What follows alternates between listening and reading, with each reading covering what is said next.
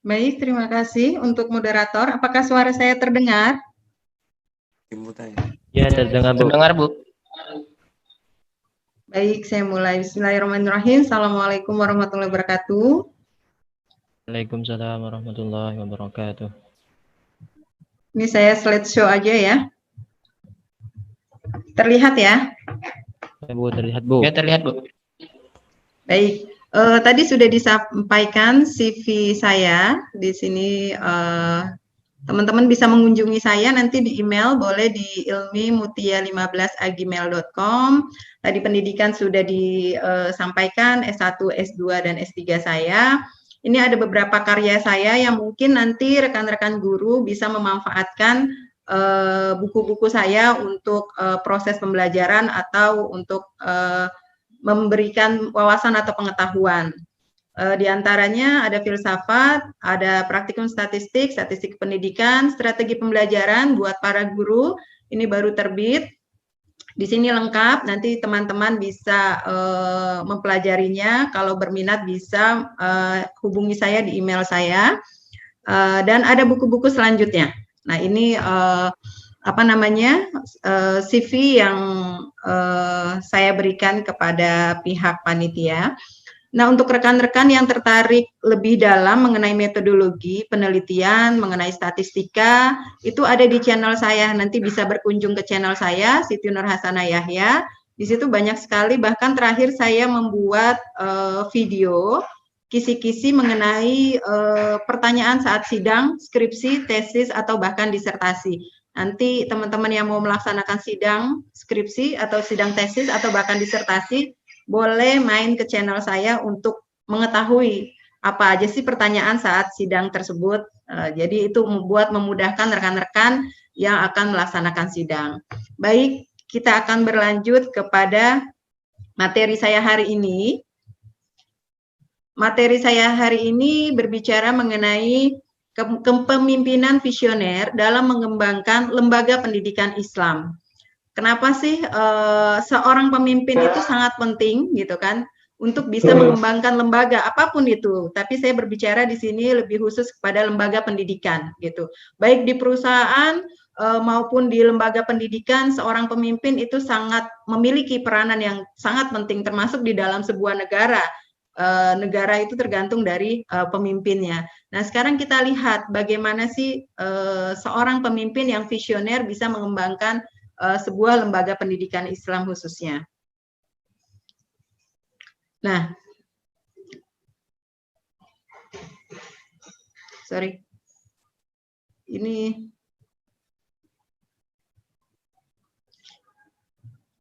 saya agak terganggu, ada tulisan ya kalau dibesarin ya.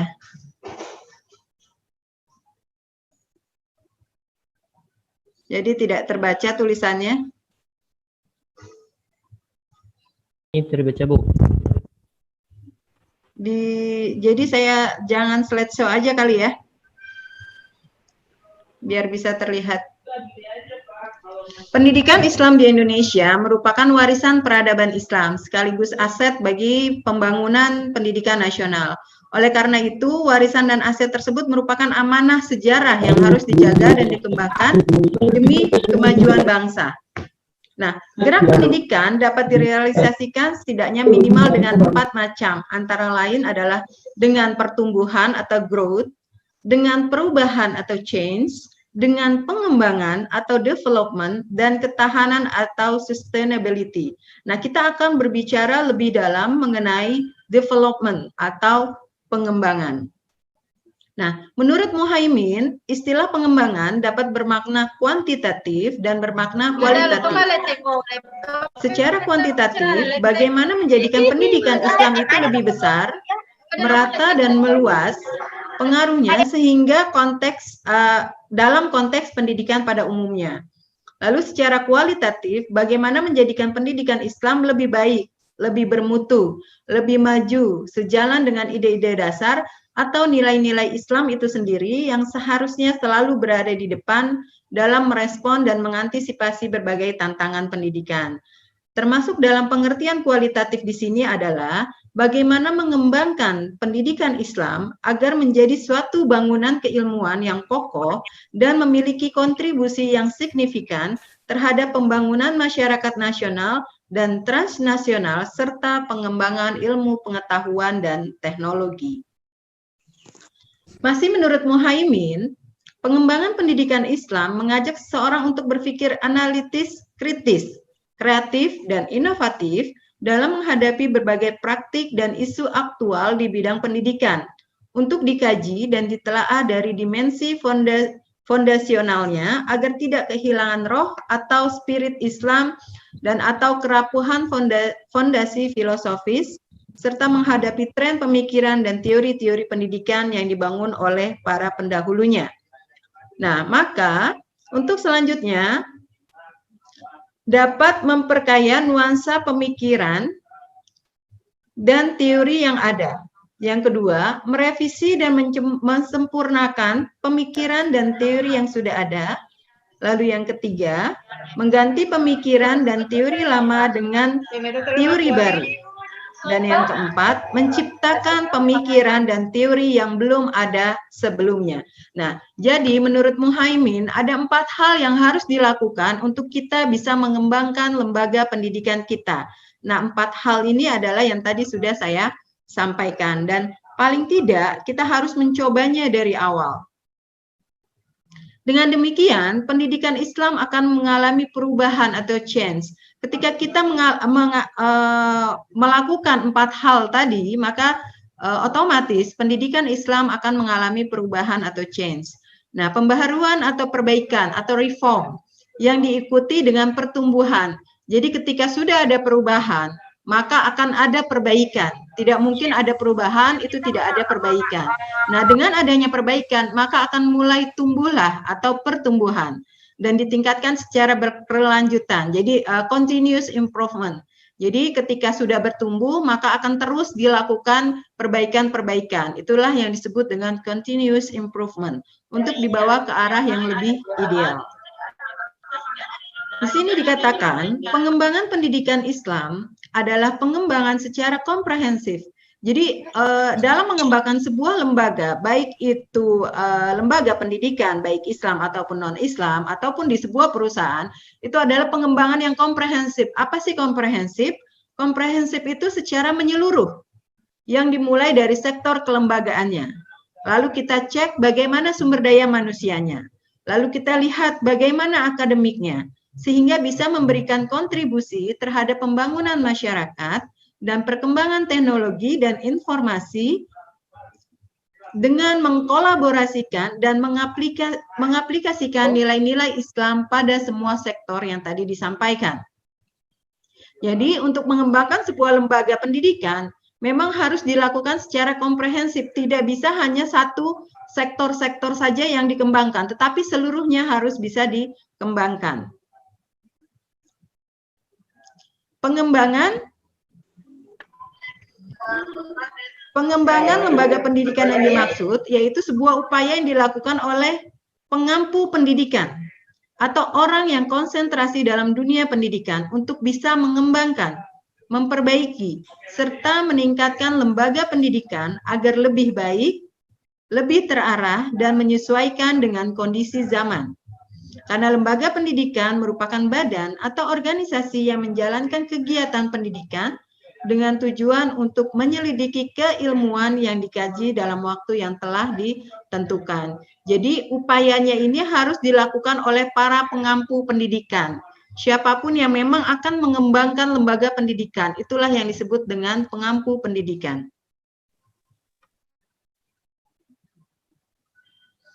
Pengembangan lembaga pendidikan Islam merupakan salah satu solusi. Ini dikatakan salah satu solusi sebagai langkah untuk memajukan lembaga pendidikan Islam. Jadi ketika kita ingin memajukan lembaga-lembaga pendidikan Islam, baik di tingkatan yang paling kecil, di situ ada RA itu tingkatannya TK, Radatul Anfal, lalu sampai dengan lembaga perguruan tinggi, maka yang harus dilakukan adalah kita melakukan pengembangan untuk lembaga tersebut agar bisa memajukan lembaga pendidikan Islam tersebut. Tentunya semua itu tidak terlepas dari siapa yang memimpin dan mau dibawa kemana lembaga tersebut dan bagaimana orientasi pemimpin tersebut dalam lembaga untuk bisa mengembangkannya. Artinya, untuk bisa kita mengembangkan lembaga pendidikan Islam, kita harus mengetahui siapa pemimpinnya, bagaimana orientasinya, dan bagaimana pemimpin itu akan mengembangkan lembaga yang dipimpinnya. Nah, oleh karena itu, dalam proses pengembangan tersebut, sangat membutuhkan sosok pemimpin yang memiliki visi dan misi yang jelas, serta terarah. Bukan hanya visi dan misi dipakai untuk masa sekarang, tetapi menjangkau masa yang akan datang. Jadi, dalam mengembangkan sebuah lembaga pendidikan, kita tidak hanya membutuhkan seorang pemimpin yang hanya bisa memikirkan saat ini, tetapi kita juga membutuhkan seorang pemimpin yang sudah memikirkan langkah ke depannya seperti apa. Itu yang paling penting untuk keberlanjutan dari lembaga yang dipimpin tersebut. Pengembangan pendidikan Islam juga merupakan salah satu bagian terpenting bagi seorang pemimpin yang memiliki visi dan misi yang kuat, karena pengembangan pendidikan Islam adalah tantangan yang harus diemban oleh siapapun, khususnya para penggiat pendidikan yang memang berarah atau bernuansa Islami, yang dapat menjadikan institusi lebih baik, dinamis atau tidak statis, tentunya yang terarah dengan apa yang dicapai dan dicita-citakan, sehingga dapat memberikan kepercayaan kepada masyarakat bahwa lembaga pendidikan Islam saat ini tidaklah dipandang sebelah mata. Karena apa? Karena memiliki input yang baik, proses yang memang sudah terarah, serta output yang dapat meyakinkan dan terpolarisasi dengan baik dan sistematis. Jadi, lembaga pendidikan Islam itu tidak lagi dipandang sebelah mata. Ketika memang seorang pemimpin bisa memiliki visi dan misi yang kuat untuk bisa mengembangkan lembaga yang dipimpinnya untuk bisa meraih cita-citanya. Sehingga masyarakat pun akan percaya kepada lembaga-lembaga pendidikan Islam. Nah, sekarang sebelum kita masuk lebih lanjut, apa sih sebenarnya yang dimaksud dengan seorang pemimpin? Seperti apa sih yang dikatakan seorang pemimpin? Mungkin Bapak Ibu sekalian selama ini berada di sebuah lembaga yang memang memiliki seorang pemimpin, atau mungkin Bapak Ibu sekalian adalah seorang pemimpin di sebuah lembaga tersebut, baik lembaga pendidikan Islam maupun lembaga pendidikan non-Islam, bahkan mungkin di sebuah perusahaan atau usaha yang Bapak Ibu kembangkan saat ini. Jadi paling tidak kita akan mengetahui bagaimana sih seorang pemimpin harus melakukan, harus bersikap, harus membawa lembaganya ke depannya seperti apa. Kita akan lihat lebih lanjut. Di sini saya sampaikan ada beberapa definisi dari beberapa pendapat para ahli. Robbins mengatakan kepemimpinan adalah kemampuan mempengaruhi kelompok ke arah pencapaian tujuan. Jadi, yang dikatakan kepemimpinan adalah bagaimana seseorang memiliki kemampuan untuk bisa mempengaruhi kelompoknya untuk bisa mencapai tujuan. Lalu Owens mengatakan kepemimpinan adalah suatu interaksi antara satu pihak sebagai yang memimpin dan pihak lain yang dipimpin. Jadi ketika dikatakan dia seorang pemimpin, ada pihak yang memimpin dan ada pihak yang dipimpin. Tidak mungkin dia menjadi seorang pemimpin kalau tidak ada yang dipimpinnya. Gitu. Itu menurut Owens. Lalu menurut James Lipham, kepemimpinan merupakan permulaan dari suatu struktur atau prosedur baru untuk mencapai tujuan-tujuan dan sasaran organisasi untuk mengubah tujuan dan sasaran organisasi. Lalu menurut Hemphill dan Collins, kepemimpinan sebagai perilaku dari seorang individu untuk memimpin aktivitas-aktivitas suatu kelompok ke tujuan yang ingin dicapai bersama. Masih ada menurut Jacob and Jacques, kepemimpinan adalah sebuah proses memberi arti. Memberi arti ini maksudnya apa? Pengarahan yang memang berarti terhadap usaha bersama atau usaha kolektif yang mengakibatkan kesediaan untuk melakukan usaha yang diinginkan untuk mencapai sasaran.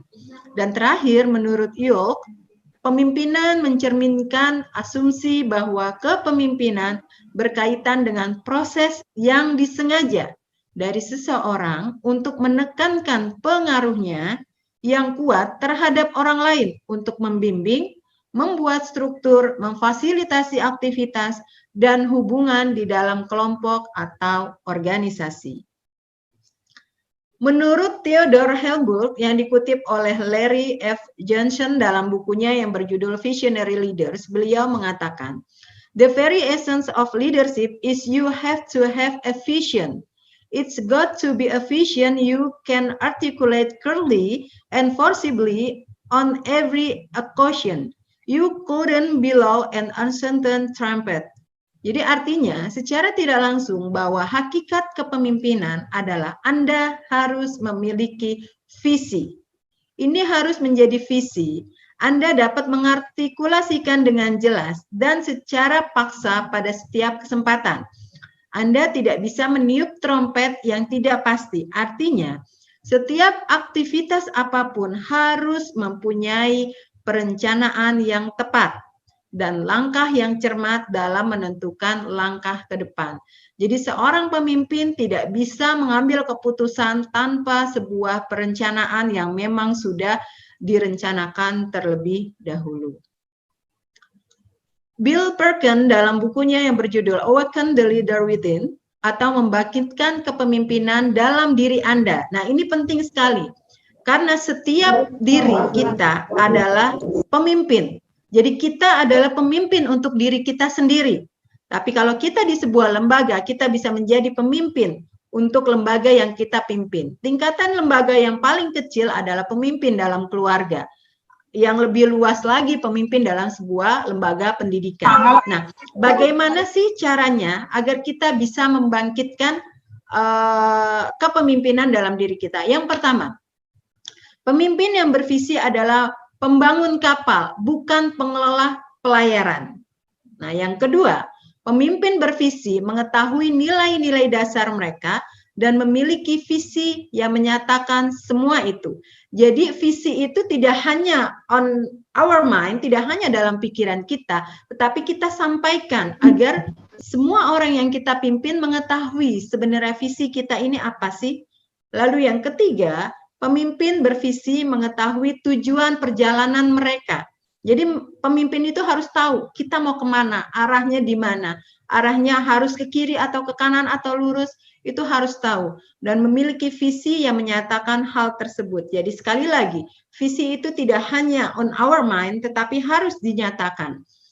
Pemimpin bervisi memiliki visi yang jelas dan mengguncang. Jadi benar-benar bisa mengguncang. Kata visioner, di sini dapat juga dikatakan dengan visi, yakni jembatan antara masa kini, masa depan, sehingga harus realistis sekaligus idealistis. Visi juga harus memiliki daya tarik luar biasa agar orang terinspirasi dan termotivasi melalui visi tersebut. Nah, di tangan seorang pemimpin, visi diharapkan dapat menjadi energizer dan menciptakan antusiasme. Lalu pada hakikatnya, kepemimpinan yang visioner adalah kepemimpinan yang mampu menciptakan dan mengartikulasikan sebuah visi yang realistis, kredibel, dan mendorong para pengikutnya untuk tumbuh dan berkembang menuju masa depan. Menurut Bert Nenus, kepemimpinan visioner adalah kepemimpinan yang dapat bertanggung jawab untuk menentukan arah lembaga atau arah organisasi, memiliki komitmen yang tinggi untuk mewujudkan visi organisasi tersebut, dapat memberdayakan karyawan untuk bertindak, serta mendengarkan dan memperhatikan arus bawah, serta menguasai organisasi dalam posisi untuk mencapai potensi terbesarnya. Nah, pemimpin visioner menurut Harper harus mempunyai keberanian, yakni berani dalam mengambil resiko. dan berkeinginan menjadikan masa lalu sebagai cerminan. Artinya, pemimpin visioner menjadikan masa lalu sebagai kenangan berharga, sebagai dasar untuk melangkah lebih maju ke depannya. Dapat dijadikan sebagai problem solving dari setiap permasalahan dan dapat mempermudah, tidak mempersulit orang lain, dan menentukan atau memiliki urgensi menjadi sungguh-sungguh dan tegas. Nah, menurut Halsenbein and Johnston, pemimpin visioner bukan sekedar sosok atau pribadi yang memiliki kemampuan memerintah atau mengatur orang lain. Perhatikan, jadi yang namanya pemimpin visioner itu tidak hanya bisa memerintah, tidak hanya bisa mengatur orang, tetapi bagaimana menghadapi berbagai tantangan.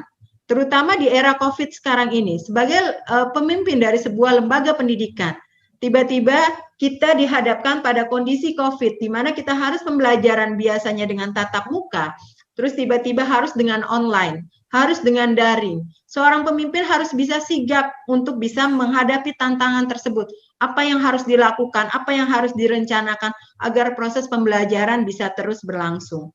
Nah, selain dia harus bisa menghadapi berbagai tantangan, harus juga bisa memecahkan berbagai masalah yang dihadapi organisasi tersebut, kelompok dan perusahaan yang dipimpinnya.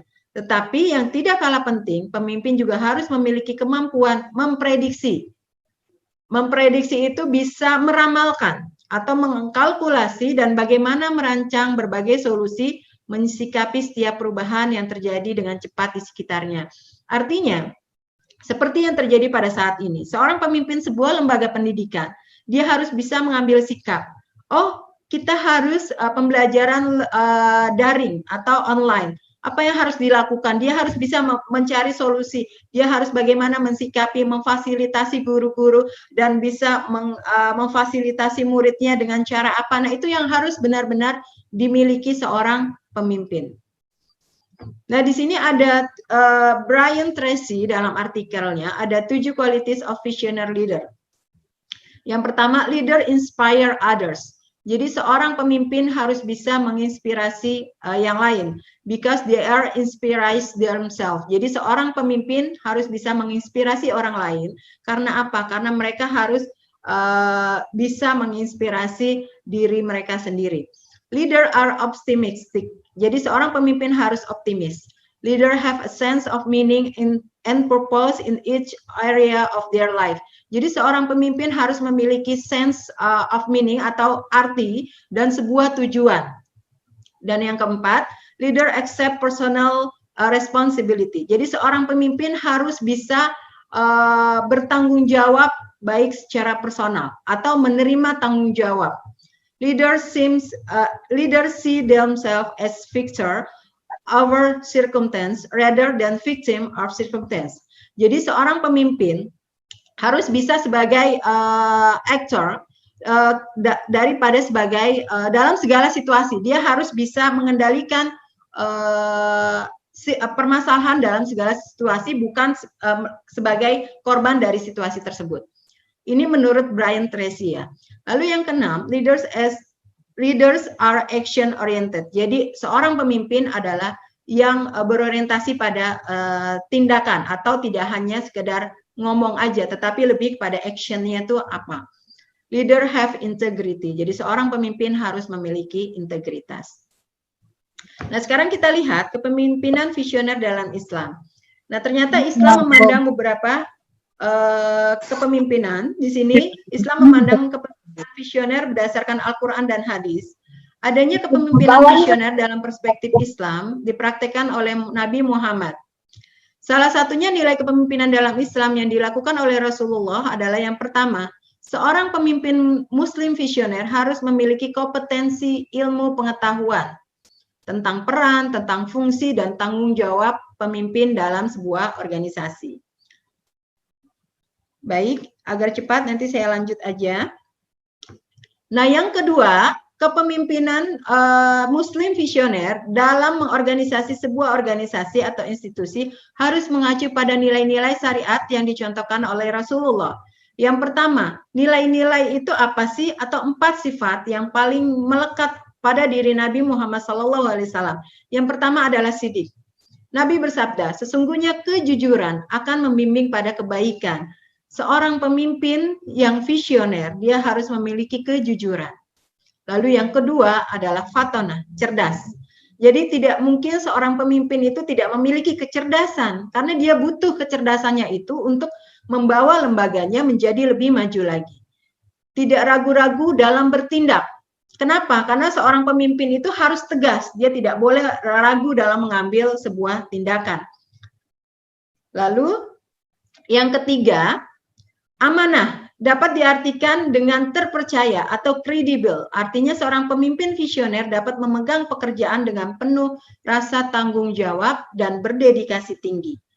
Nah, yang keempat adalah tablik, yaitu menyampaikan, atau dapat dikatakan bahwa pemimpin visioner dapat dijadikan sebagai penyalur lidah atau komunikator yang selalu menyampaikan gagasan-gagasan masa depan yang lebih cerah dengan nilai-nilai tauhid dan kondisi real. Jadi tidak hanya sekedar berbicara, tetapi memang memiliki dasar yang jelas. Nah, itu tadi menurut Al-Quran dan hadis. Nah, sekarang kita kembali menurut Stephen, pemimpin visioner, yaitu yang pertama harus memiliki integritas pribadi.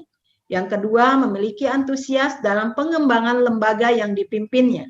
Yang ketiga, mengembangkan kehangatan budaya dan iklim organisasi, tegas dan adil dalam mengambil kebijakan lembaga. Kepemimpinan visioner dapat ditandai oleh kemampuan dalam membuat perencanaan. Nah, itu yang tadi saya katakan. Seorang pemimpin tidak bisa mengambil keputusan tanpa adanya perencanaan terlebih dahulu, tanpa harus dilihat bagaimana efeknya atau dampaknya dari keputusan yang akan dia ambil tersebut. Kepemimpinan visioner ditandai oleh kemampuan mengelola institusi yang berhubungan dengan fokus dan pengembangan lembaga di lingkungan pendidikan. Kemampuan mengelola visi organisasi pendidikan untuk mengukur gagasan-gagasan yang mengandung skenario ideal tentang masa depan dan kenyataan sudah berwujud atau belum. Dan kemampuan menganalisis tantangan dan hambatan menjadi sebuah kekuatan. Jadi seorang pemimpin harus bisa menganalisis ini tantangan dan hambatan, tetapi bagaimana tantangan dan hambatan ini bisa menjadi kekuatan untuk kita, bahkan bisa menjadi peluang. Nah, yang terakhir, kesimpulannya adalah pemimpin visioner akan menjadikan organisasi menjadi lembaga yang memiliki power atau kekuatan untuk lebih maju, walaupun berbagai macam tantangan dan rintangan mempengaruhi pendidikan Islam, mulai dari masuknya budaya Barat, zaman yang semakin canggih dengan teknologinya, maka seorang pemimpin visioner menjadikan semua itu sebagai peluang untuk bisa menambah kreativitas dan kompetensi serta wawasannya dalam mengolah kurikulum yang lebih baik, khususnya dalam mengintegrasikan antara pendidikan Barat dengan pendidikan lokal dan pendidikan Islam itu sendiri.